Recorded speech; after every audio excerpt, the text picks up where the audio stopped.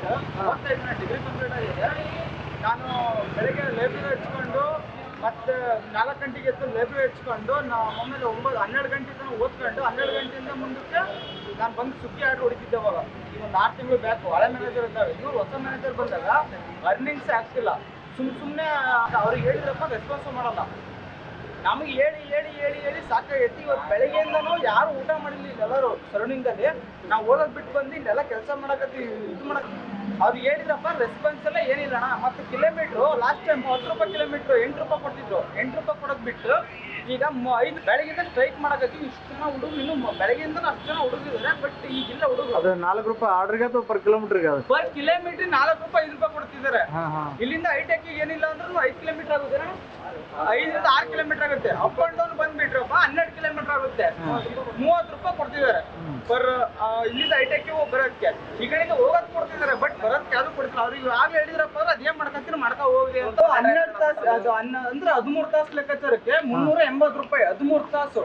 ಒಂದು ಹೊರಗಡೆ ಇದು ತರಕಾರಿ ಕೆಲ್ಸಕ್ಕೆ ಹೋದ್ರಪ್ಪ ಅಂದ್ರೆ 800 ರೂಪಾಯಿ ಕೂಲಿ ಕೊಡ್ತಾರೆ. ಬೆಳಿಗ್ಗೆ 10 ಗಂಟೆಯಿಂದ ಹಿಡಿದು ಸಾಯಂಕಾಲ 6 ಗಂಟೆ ತನಕ ಮಾಡಿದ್ರಪ್ಪ. ಇವರು ಅಂದ್ರೆ 7 ಗಂಟೆಯಿಂದ 8 ರಾತ್ರಿ 10 11:30 ತನಕ ಮಾಡಿದ್ರು ಬರೀ 300 ರೂಪಾಯಿ 300 ಇನ್ಸೆಂಟಿವ್ಸ್. ತುಂಬಾ ಜನ ಇದೇ ತರ ಭಾರಿ ಸಮಸ್ಯೆ ಇದಾವೆ. ಅವ್ರಿಗೆ ಹೇಳಿದ್ರೆ ಏನೋ ರೆಸ್ಪಾನ್ಸೇ ಮಾಡ್ತಿಲ್ಲ. ಅದಾಯ್ತು ಮ್ಯಾಗೇಡ್ ಮೆಸೇಜ್ ಹಾಕ್ತೀನಿ, ಮೇಲ್ ಹಾಕ್ತೀನಿ, ಅದು ಮಾಡ್ತೀನಿ ಇದು ಮಾಡ್ತೀನಿ ಅಂತ ಹೇಳಕತ್ತಿದ್ದಾರೆ.